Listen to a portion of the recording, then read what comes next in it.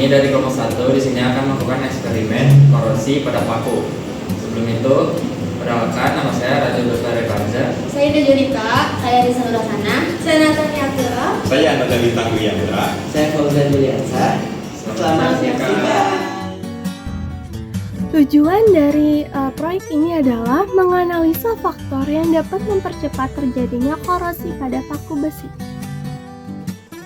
Dalam Al-Quran, surat Al-Hadid ayat 25 sebagai berikut.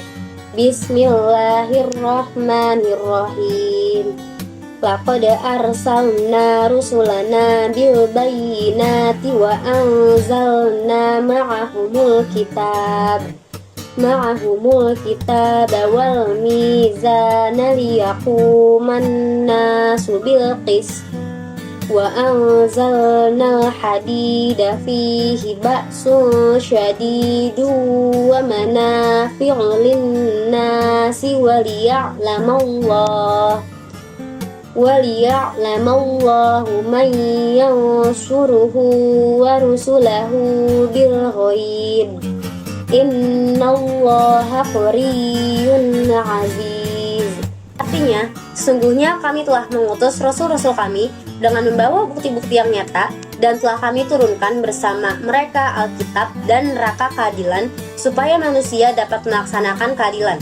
Dan kami ciptakan besi yang padanya terdapat kekuatan yang hebat dan berbagai manfaat bagi manusia, supaya mereka mempergunakan besi itu dan supaya Allah mengetahui siapa yang menolong agamanya dan Rasulnya, padahal Allah tidak dilihatnya.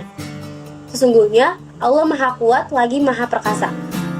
Hubungan surat Al-Hadid ayat 25 dengan korosi paku besi. Surat Al-Hadid ayat 25 menjelaskan bahwa Allah menciptakan besi dengan kekuatan besar dan manfaat yang banyak bagi manusia. Besi digunakan dalam berbagai hal, seperti membuat paku yang sangat berguna dalam kehidupan sehari-hari.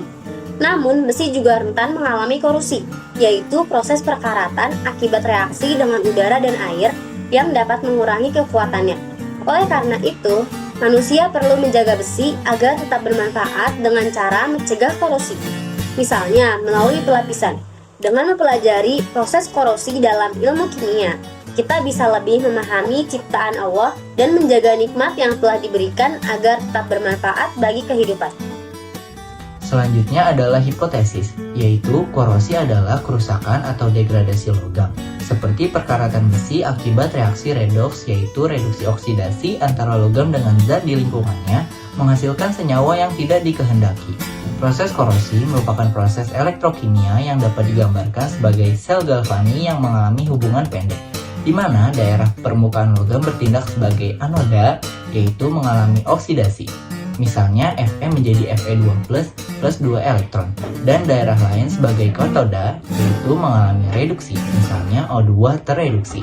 Elektron mengalir dari anoda ke katoda melalui logam itu sendiri. Ion-ion yang teroksidasi kemudian membentuk senyawa oksida terhidrasi, seperti karat besi yang berwarna coklat merah.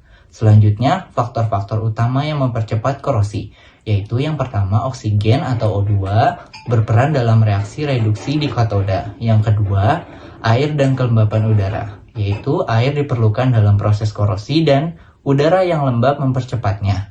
Yang ketiga, zat elektrolit atau asam dan garam dapat mempercepat korosi karena memfasilitasi transfer muatan atau elektron. Untuk bahannya kita membutuhkan cuka dan deterjen, minyak dan garam, gelas air mineral dan paku besi panjang sebanyak 7 buah, air matang dan air mentah, plastik setengah kilo dan karet gelang sebanyak 7 buah. Masukkan masing-masing bahan ke dalam masing-masing gelas yang sudah disiapkan lalu beri label.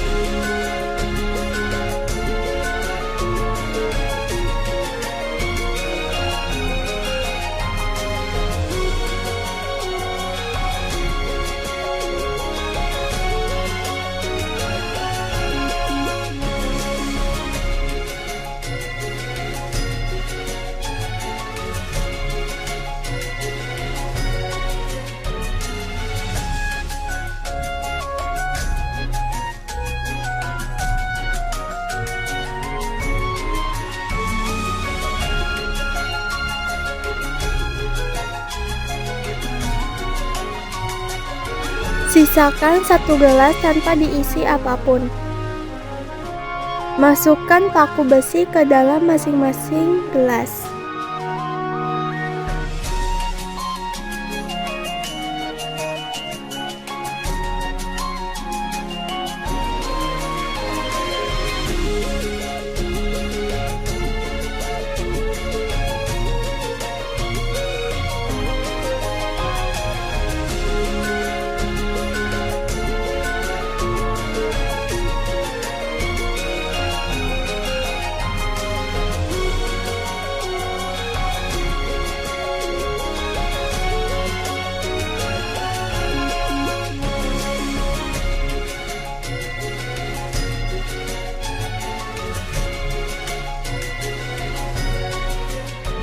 Lalu tutup masing-masing gelas dengan plastik putih, lalu ikat dengan karet gelang.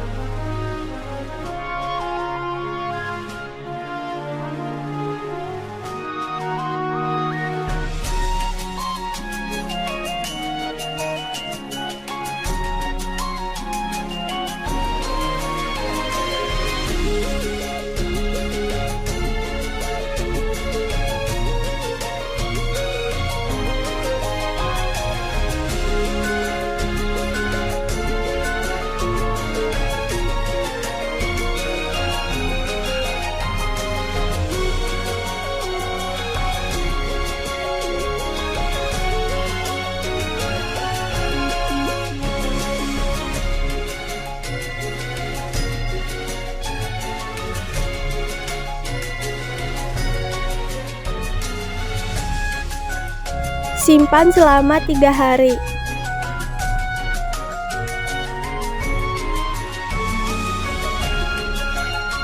Pada hari ketiga, keluarkan paku pada masing-masing gelas. Amati dan catat pada data pengamatan. Paku besi di dalam udara belum terlihat karatan.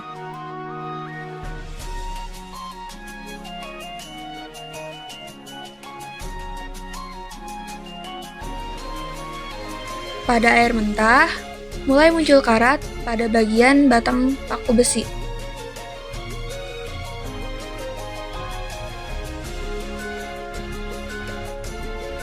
Pada air deterjen, mulai muncul sedikit karat. Pada air garam, mulai muncul karat berwarna kecoklatan. Pada minyak, tidak ada karat. Pada cuka, paku menjadi berwarna hitam. Pada air matang, muncul karat di bagian batang paku. Pada hari ketujuh, amati kembali paku pada masing-masing gelas, catat pada data hasil pengamatan. Pada udara, timbul sedikit karat.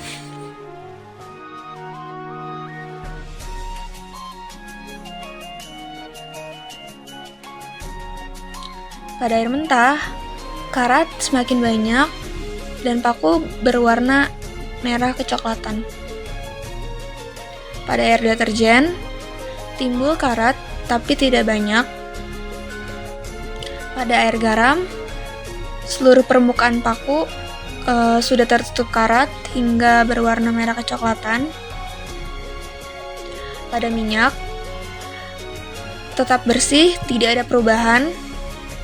Pada cuka, paku lebih hitam dan timbul karat. Pada air matang, karat bertambah banyak, tetapi tidak separah air garam. Oke teman-teman, jadi di sini ada 2 pertanyaan. Pertanyaan yang pertama itu berdasarkan hasil pengamatan hari ketiga, jelaskan paku yang paling cepat berkarat pada gelas apa, paku yang paling lambat berkarat pada gelas apa, dan paku yang tidak berkarat pada gelas apa. Oke, jadi pada hari ketiga, paku besi yang paling cepat berkarat adalah pada gelas air garam, karena pada hari ketiga sudah terlihat muncul karat yang cukup banyak. Kenapa sih paku yang paling cepat berkarat itu pada gelas air garam? Nah, hal ini terjadi karena air garam mengandung ion-ion garam yang mempercepat perpindahan elektron, sehingga reaksi korosi berlangsung lebih cepat dibanding media lainnya.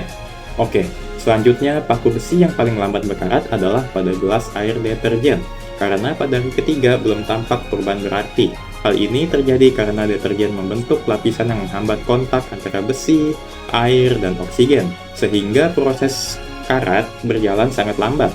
Dan paku besi yang tidak berkarat adalah pada gelas yang berisi minyak goreng. Hal ini terjadi karena pada hari ketiga paku masih bersih dan mengkilap. Minyak mencegah air dan udara menyentuh permukaan besi sehingga tidak terjadi korosi sama sekali. Untuk pertanyaan nomor 2, berdasarkan hasil pengamatan hari ke-7, jelaskan paku yang paling cepat berkarat pada gelas apa, paku yang paling lambat berkarat pada gelas apa, dan paku yang tidak berkarat pada gelas apa. Oke, jadi pada hari ke-7, paku besi yang paling banyak karat adalah pada gelas air garam. Karena pada hari ke-7, karat terlihat sangat tebal dan berwarna oranye tua karena reaksi oksidasi terus berlangsung dengan cepat akibat adanya ion-ion garam yang mempercepat proses elektrokimia. Selanjutnya, pada hari ke-7, paku besi yang paling sedikit karat adalah pada gelas air deterjen. Karena pada hari ke-7, permukaan paku masih tampak bersih karena deterjen tetap melindungi besi dari kontak langsung dengan air dan oksigen. Dan yang terakhir, paku besi yang tidak berkarat adalah pada gelas berisi minyak goreng. Karena pada hari ke-7, paku masih tetap mengkilap. Hal ini terjadi karena lapisan minyak menutupi seluruh permukaan paku, sehingga udara dan air tidak dapat masuk untuk memulai reaksi korosi. Jadi kesimpulannya, korosi adalah oksidasi logam yang dipicu oleh air dan oksigen. Kehadiran elektrolit, misalnya garam, mempercepat reaksinya. Praktikum menunjukkan paku di air garam paling cepat berkarat, di air sabun lebih lambat, dan di minyak tidak berkarat. Pertama, gagasan untuk mencegah terjadinya korosi pada besi. Berdasarkan hasil praktikum, paku yang direndam dalam minyak tidak mengalami korosi, karena minyak mampu menghalangi kontak antara besi dengan air dan udara. Oleh karena itu, untuk mencegah terjadinya korosi pada besi, sebaiknya permukaan besi dilapisi dengan bahan pelindung seperti minyak, cat, atau lapisan anti karat, agar air dan oksigen tidak dapat bereaksi dengan logam besi. Selain itu, penyimpanan besi di tempat yang kering dan tidak lembab juga dapat membantu mengurangi resiko korosi.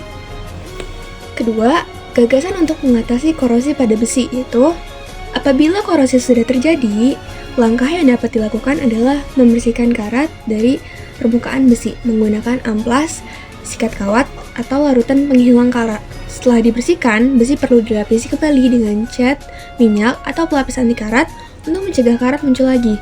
Selain itu, perawatan rutin dan pengecatan ulang secara berkala penting dilakukan agar besi tetap terlindungi dari pengaruh air dan udara yang dapat menyebabkan korosi.